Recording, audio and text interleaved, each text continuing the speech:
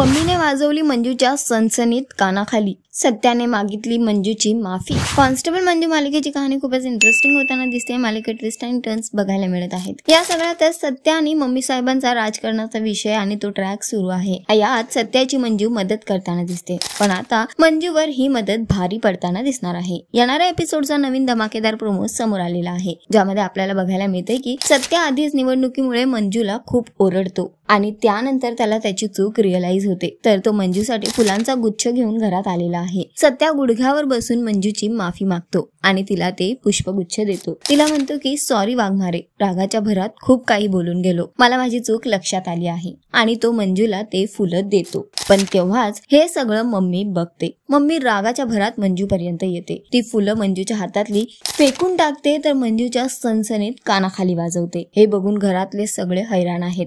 सत्या आणि मंजूच्या पायाखालची जमीन सरकलेली आहे। मम्मीचा राग अनावर झाला आहे आणि मम्मीने मंजूवर हात उचलत तिला विचारलंय की तुझ्यामुळे माझ्या आणि माझ्या लेकात भांडणं होत आहेत, तुझ्यामुळे सत्या निवडणुकीला उभा राहतोय आणि तू त्याला माझ्या विरोधात उभं करतेस म्हणून। तर मम्मीचा राग अनावर झाला आहे आणि मम्मीने मंजूच्या कानाखाली वाजवली आहे। बघणं फार महत्त्वाचं असणार आहे की यावर सत्या आणि मंजू मम्मी साहेबांना कसं उत्तर देणार आणि ही निवडणूक नेमकं कोण जिंकणार। तर तुम्ही किती इंटरेस्टेड आणि एक्साइटेड आहात येणाऱ्या एपिसोड साठी आम्हाला कमेंट करून नक्की सांगा, आणि अशाच टेलिव्हिजन अपडेटसाठी टेलिगप्पाला लाईक शेअर सबस्क्राईब नक्की करा। नमस्कार।